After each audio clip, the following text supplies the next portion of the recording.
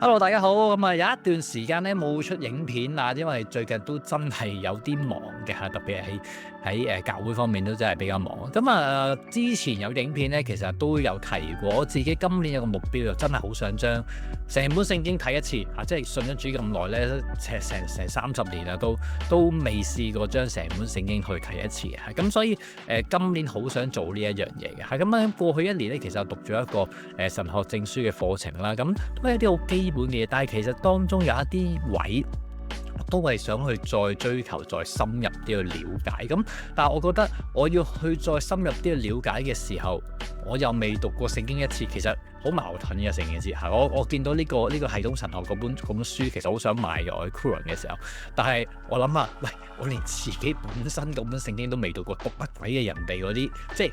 其他人寫出嚟嘅書，佢係咀嚼過聖經，再加上神俾佢嘅一啲嘅感動，先至寫出嚟㗎嘛。其實佢已經消化咗，我要未消化原本嗰啲嘢，已經走去嘗試理解人哋，去第二次理解出嚟嘅，即係好難嘅，根本跳 step 啊。咁所以咧，我想喺今年去將本聖經睇一次，即係就算睇唔睇都好咯，都起碼睇7成8成啦，係咪？成本聖經得66卷書啊，1189章。咁今年已經過咗3個月啦，咁但係其實仲有9個月嘅時間啦，93日都成200幾日嘅，都應該有機會睇得晒嘅，係啦。咁啊，但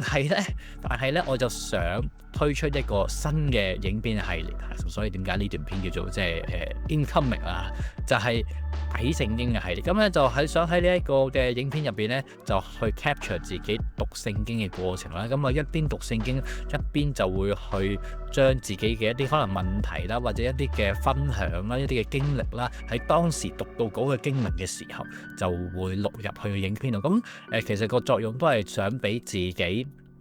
可能喺數年後或者甚至乎好多年之後嘅將來睇翻，原來當年嘅我睇聖經係有呢啲嘅經歷，原來當年嘅我係有呢啲嘅得罪，有呢啲嘅領受，或者有呢啲嘅分享喎。咁都係一個屬靈上面一個嘅電子日記啦，對自己。咁所以咧，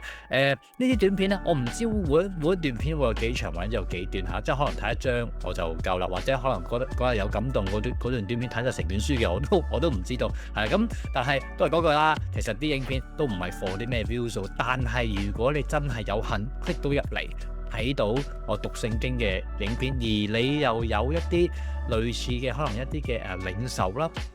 一啲嘅經歷啦，或者甚至乎一啲嘅疑問嘅，好希望大家都喺 comments 入邊去留低，因為我覺得大家都係一同去學習